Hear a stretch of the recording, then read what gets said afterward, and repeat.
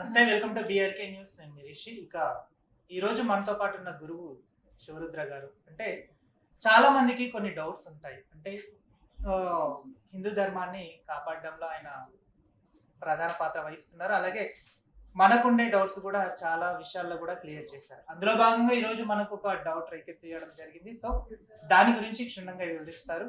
యంత్రం, మంత్రం, తంత్రం అంటే దీని మీద ఈరోజు మాట్లాడడం జరుగుతుంది. సో స్వామి నమస్తే. నమస్కారం మిత్రమా, ఎలా ఉన్నారు? ధర్మరక్షణలో పరమాత్ముడి పర్యవేక్షణకై తిరుగుతూనే ఉన్నాం మిత్రమా. ముందుగా ఒక చక్కటి శ్లోకంతో కార్యక్రమాన్ని ప్రారంభిద్దాము. శ్లోకం మీరే చదువుతారా, నన్ను చదవమంటారా? పెద్దలు మీరున్నాక సాధువులందరం శ్లోకాలు, చాలా మంది గురువులు వచ్చి శ్లోకాలు చెప్తారు. ఒక శ్లోకం మీరు అన్నట్టుగానే చెప్పడానికి గల అంతరార్థం తెలుసుకోవాలి. అంటే ఒక గురువులను చాలా మంది చూస్తూ ఉంటాం. ఈ పంతులు కానీ, పీఠాధిపతులు, మఠాధిపతులు రాగానే ఒక ప్రశ్న మీరు వేయగానే ఒక శ్లోకాన్ని అందుకుంటారు.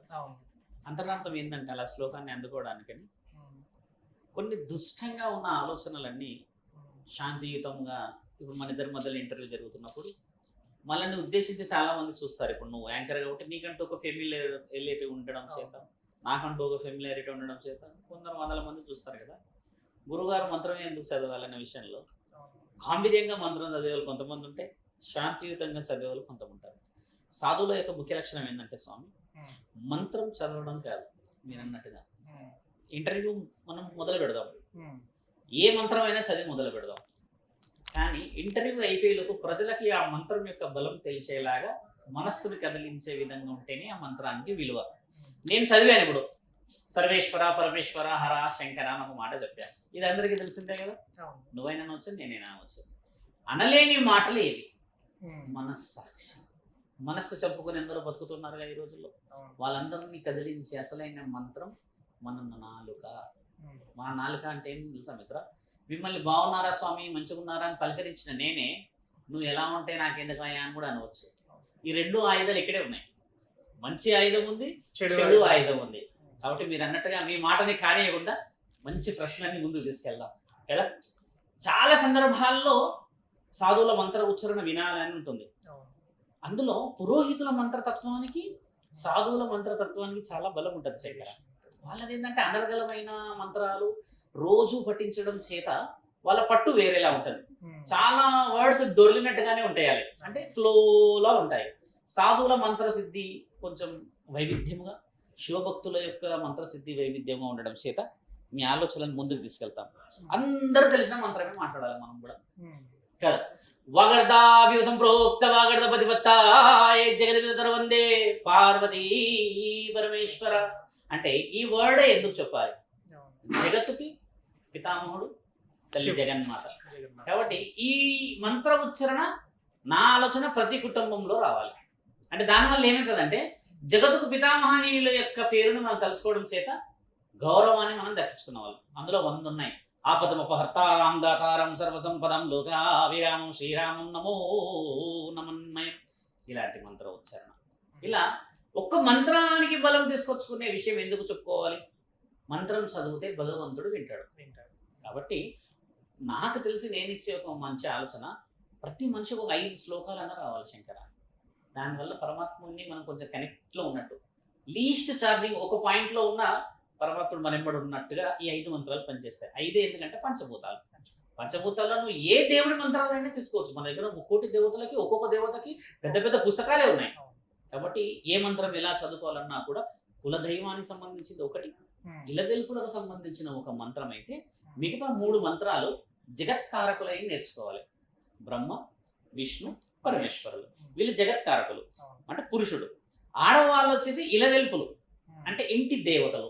తెలంగాణ ప్రాంతాల్లో బోనాలు, ఆంధ్ర ప్రాంతాల్లో కొన్ని ఏమంటారు ఊరేగింపు యాత్రలు, ఇంకొన్ని ప్రాంతాల్లో సంవత్సరాలు, సంబరాలు, ఇట్లా ఉండే మంత్రాలు నేర్చుకోవడం వల్ల పరిపూర్ణమైన స్థితి మానవ శరీరం తీసుకోవచ్చు. సాధువులు కాబట్టి 100ల సంఖ్యలో నేర్చుకోవచ్చు.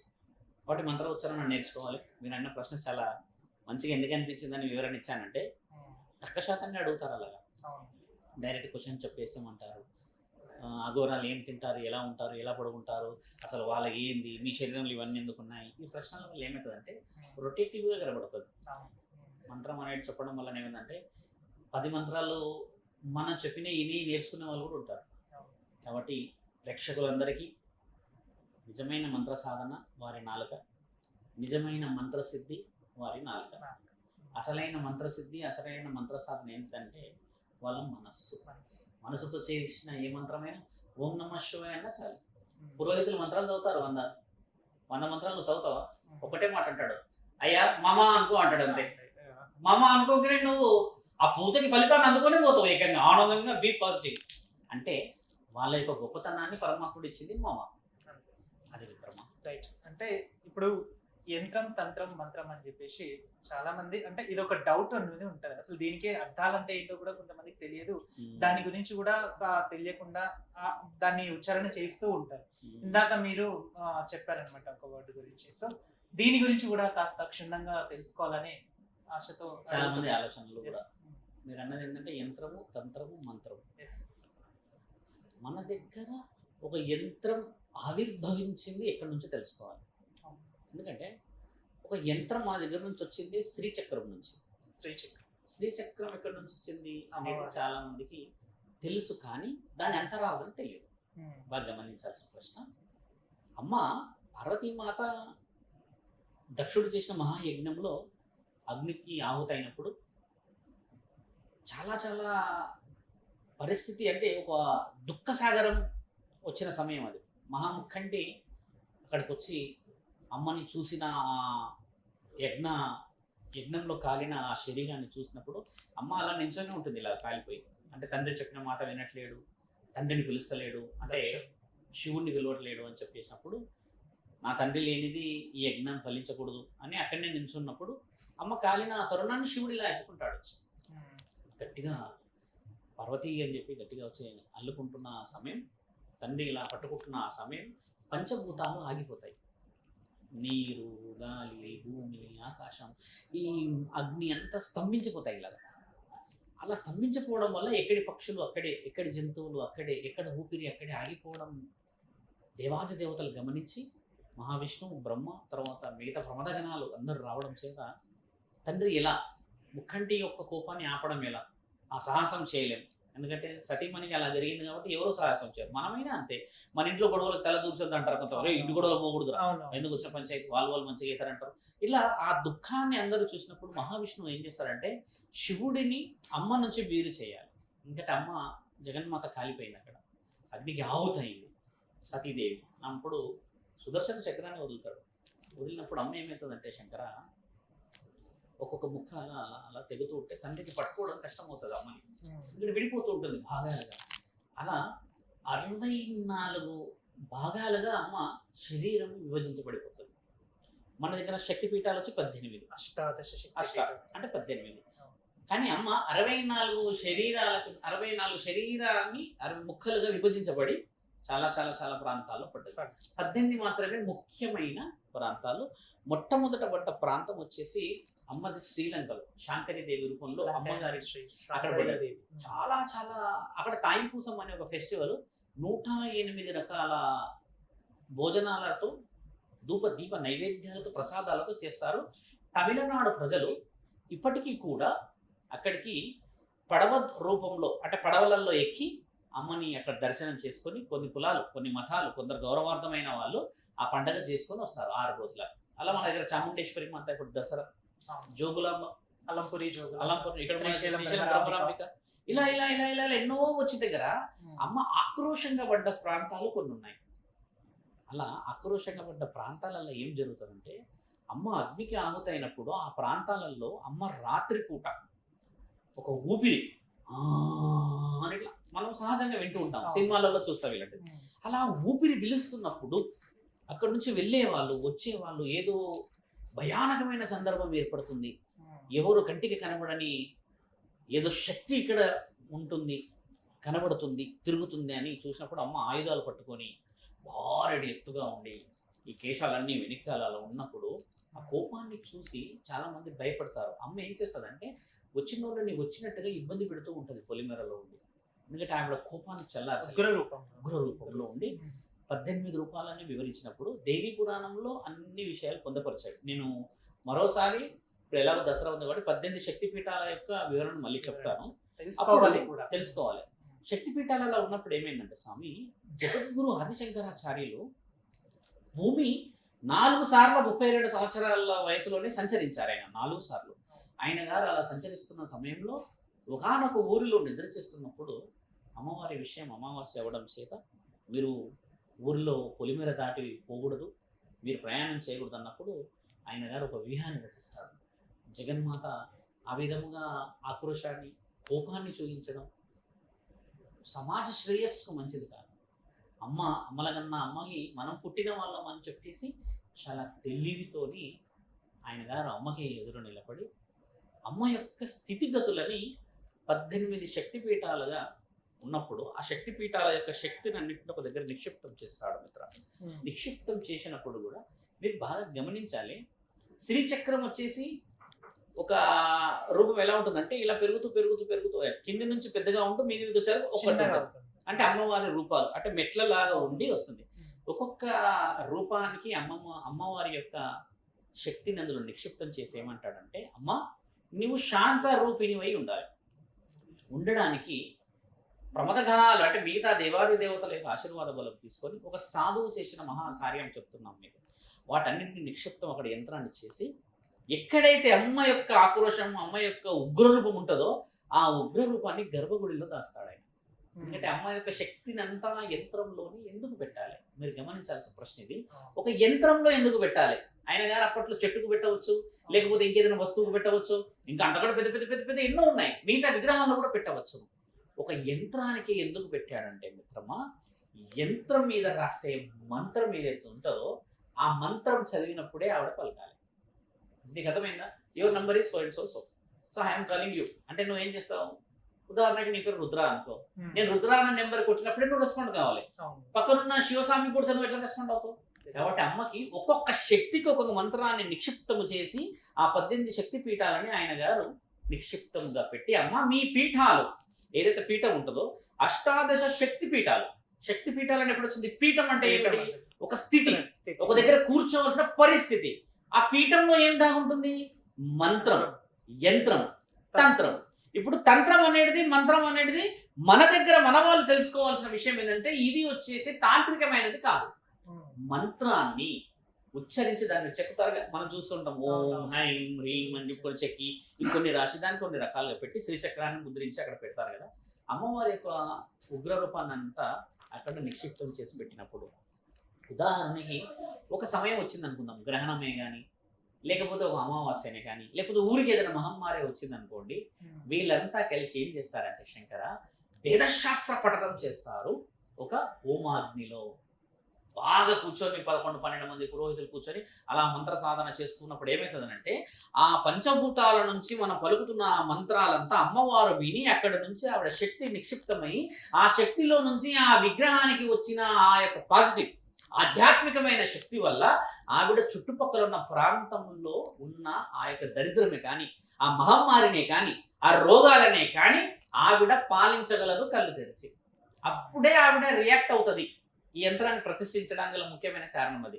చాలా మంది గురువులు చాలా విధాలుగా చెప్తారు, కానీ దానికి ముఖ్యమైన ఉద్దేశం ఏంటంటే, ఒక యంత్రంలో అమ్మని దైవాధీనమైన శక్తిని ప్రస్తావించినప్పుడు కొన్ని తరాలకి అది భూమిలో దాయబడి ఉంటుంది.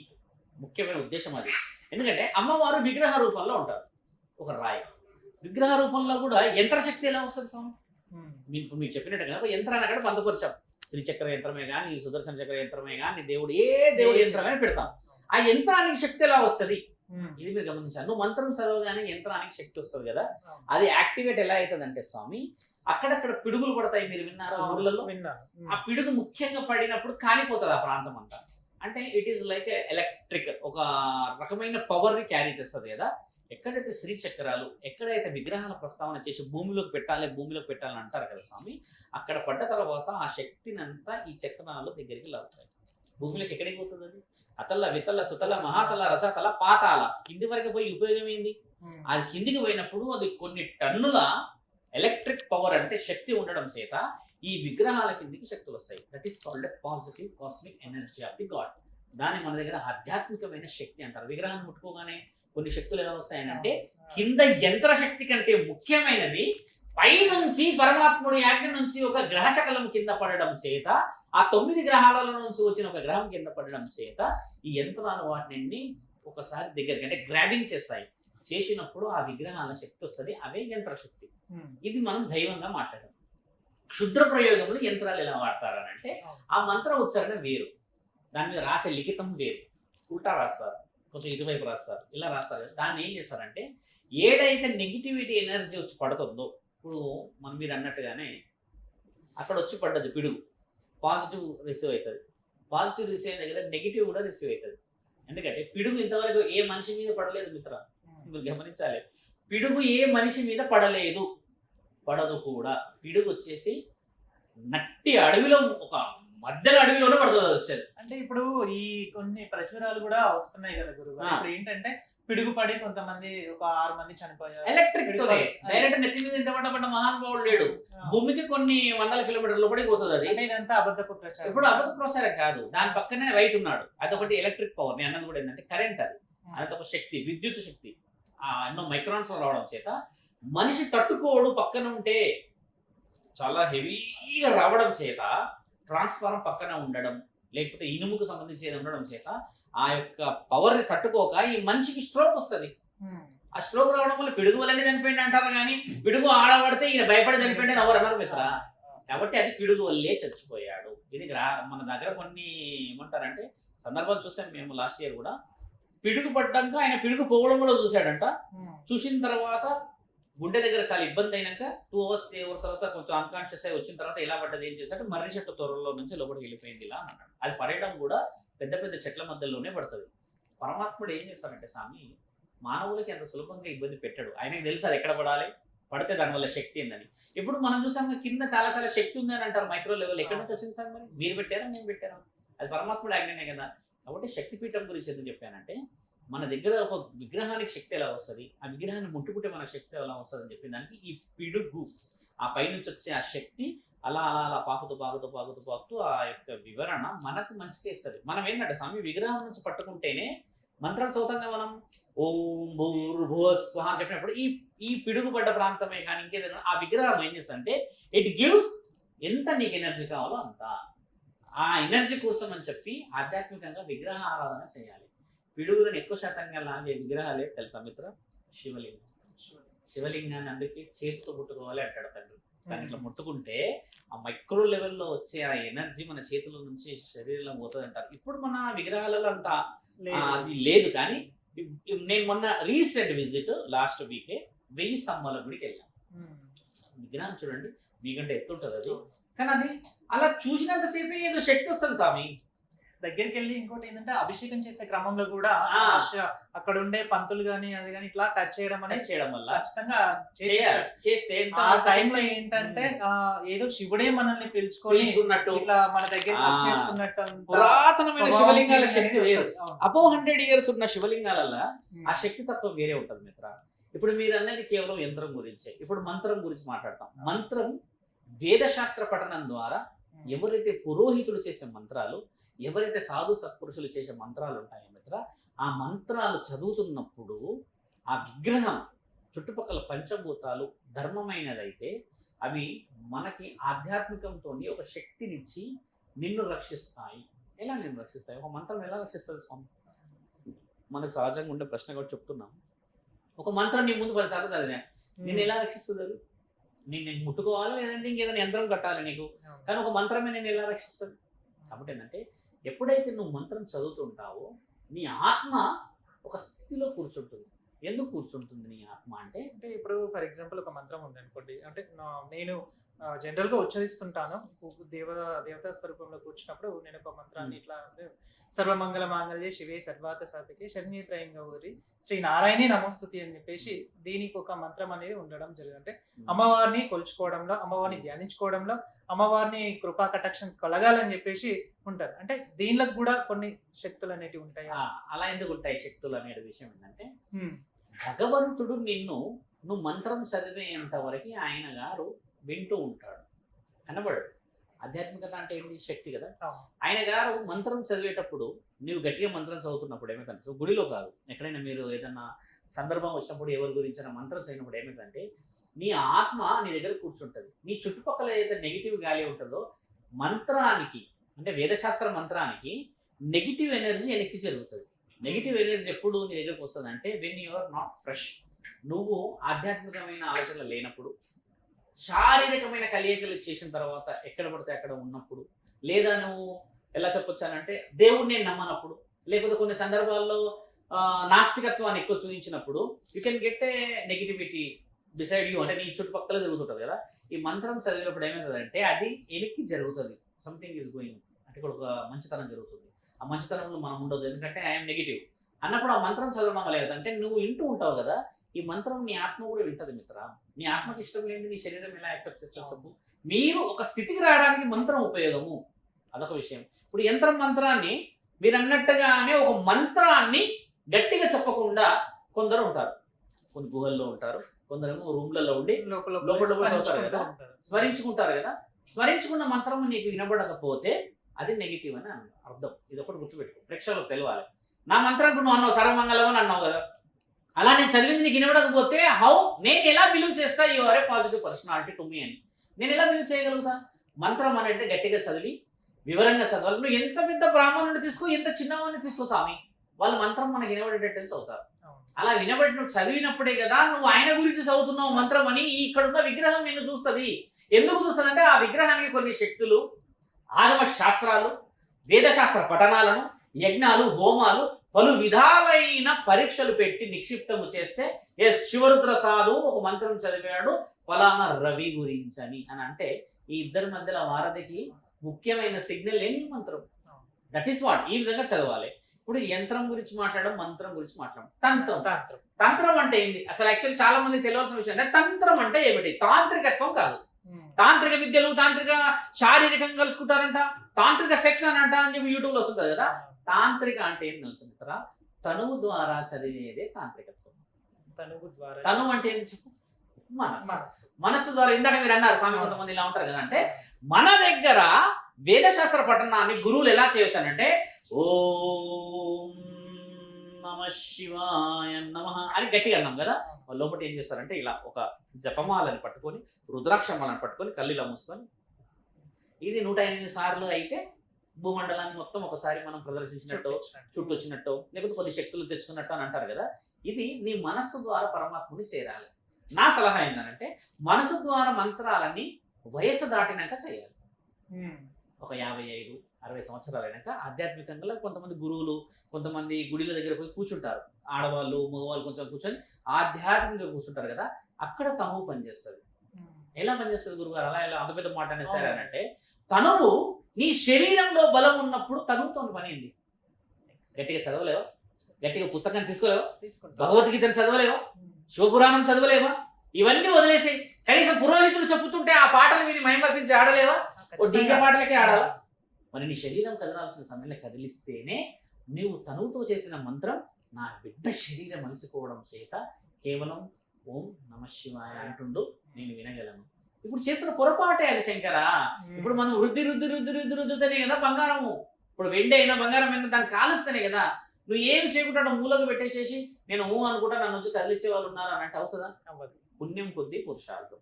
అలాగే మనం ఎన్ని పుణ్యాలు చేసినా కూడా పరమాత్ముడు ధర్మమా కాదా అని నిర్ణయిస్తాడు.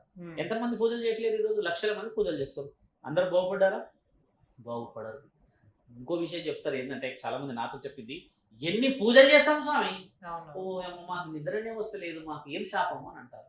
పరమాత్ముడు నీ యొక్క పరిపూర్ణమైన శాపం అనుభవించేంత వరకు నీవు పూజలే చేయాలి. నువ్వు ఏది పడితే అది ఆడే చేసి నాకు పుణ్యం వస్తుందంటే కుదరదు. కొంతమంది ఉంటారు చూడండి, they born with golden spoon. వాళ్ళ తల్లిదండ్రులు కష్టపడేసి ఎంతో సంపాదిస్తే లగ్జరీగా తింటున్నానంటే ఒకటి డెప్త్గా ఆలోచించాల్సిన విషయం ఏంటంటే ఈయన గారు ఆ జన్మలు ఎన్ని కష్టాలు పడ్డాడో ఈ జీవితం కావాలని, అందుకని ఆ తల్లిదండ్రుల కడుపులో మళ్ళీ పుట్టాడు అనేది సంఖ్యాశాస్త్రం. మన వాళ్ళు అనుకునేది ఏంటి? టప్పున వచ్చేసారో టప్పున వచ్చారంటే అలాంటిది రాదు. మనస్సు మీరు అన్నట్టుగా నేను తిన్నది నాకు అనుభవించేలా ఉన్నది అనేది నిజమైన అనుభూతి. ఆకలితో తినేదానికి ఎలా తేడా ఉంటుంది, అన్ని కనబట్టి తినేదానికి తేడా ఎలా ఉంటుంది మిత్ర? కాబట్టి యంత్రము మంత్రం తంత్రం అనేది మన దగ్గర వేదశాస్త్రం ప్రకారంగా పోయే విలువ వేరు. నేనన్న యంత్రతంత్ర మంత్రాన్ని మొట్టమొదటగా ఉపయోగించింది వారాహి మాత. వారాహి ఆవిడనే పొలిమేరలో ఉంటారు. పోలేరమ్మ. పోలేరమ్మ పేరు వచ్చింది పొలిమేర దేవత కాబట్టి. పెద్దమ్మ తల్లి. ఈ గ్రామ దేవతలు ఈ గ్రామం లోపలికి రాకుండా బొడ్డు రాయి అని మన దగ్గర పెట్టేవారు కదా. ఆ బొడ్డు రాయి కింద 8 మంది దేవతలను నిక్షిప్తం చేస్తారు. ఎలా నిక్షిప్తం చేస్తారు? ఇప్పుడు నేను చెప్పిన ఇందాక మనం ఫస్ట్ అష్టాదశ శక్తి పీఠంలోనే ఒక పటం చేస్తారు స్వామి అన్నారు. ఆ పటం ఏంది? ఒకప్పుడు బంగారంతో చేసేవాళ్ళు. అది రాను రాను మన పరిస్థితులు తగ్గిపోయి కొంచెం మనం ఇప్పుడు లోహాలు మారాయి. పంచలోహాలు, తర్వాత రాగి, ఇత్తడి. ఒకప్పుడు బంగారంతో కొన్ని చేసినవి, ఇనుముతో చేసినవి కాకుండా, ఆ బంగారంతో చేసినవి కాకుండా వెండితో చేసిన కొన్ని వస్తువులు పెట్టడం చేత ఏమవుతుందంటే స్వామి, ఆ గ్రాస్పిక్ పవర్ అనేది చాలా ఈజీగా లాగగలదు. It gives only positive. కాబట్టి మనం చేయాల్సిన ముఖ్యమైన విషయం ఏంటంటే యంత్ర తంత్ర మంత్రం అనేది దైవాధీనమైనది. ఇది క్షుద్ర పూజలకు సంబంధించింది. చేస్తున్నారు మూర్ఖులు, చేయనివ్వండి. కానీ ఇప్పుడు ఈ వివరణ చూడండి. ఒక పిడికి ఎందుకు పడుతుందో మనం తెలుసుకోవాలి. దానివల్ల శక్తి ఎలా వస్తుందో తెలుసుకోవాలి. శక్తిపీఠం కింద శ్రీచక్రం ఎందుకు ఉందో తెలుసుకోవాలి.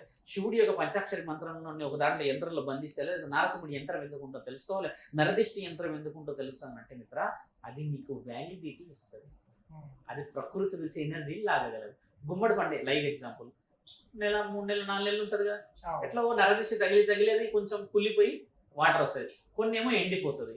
ముఖ్యమైన సూచన ఏంటంటే ఏ గుమ్మడి పండు అయితే కుళ్ళిపోతుందో ఎక్కువ నరదిష్టి ఉన్నది, నరఘోష ఉన్నది అని అర్థం. ఎక్కడైతే ఎండిపోతుందో వాళ్ళ జీవితాలు నిమ్మలంగా ఉన్నాయని అర్థం. నాకు తెలిసి ఈ రోజుల్లో గుమ్మడి పండు ఎండిపోవడం చాలా తక్కువ సందర్భం. ఒక గుమ్మడి పండు ఈ రోజు 3 రోజుల్లో కూడా శివులు కూడా ఉన్నారు. స్వామి అది రాత్రి పడిపోయింది అని అంటారు. కాబట్టి ఏంటంటే ఈ యుగం పేరే కలియుగం. కాబట్టి యంత్ర తంత్ర మంత్రాలు పురోహితులు, సాధువులు, పీఠాధిపతులు, మఠాధిపతుల ద్వారా గుడి ఆవరణలో రక్షించబడినట్టు కట్టి మన ఇంటి చుట్టూరుగా చేసుకునే ఆ యంత్రశక్తి వల్ల ఆ బలం రావాలి, దైవాధీనాన్ని అందరూ గెలవాలని చెప్తూ విశేష వివరణలు చాలా మంది ఇంకా తెలుసుకోవాల్సిన అవసరం ఉంది స్వామి. అది విషయం. థ్యాంక్ యూ సో మచ్ గురువు గారు. ఈ యంత్ర తంత్ర మంత్రం గురించి చాలా చక్కగా వివరించారు. Thank you so much. నమస్కారం.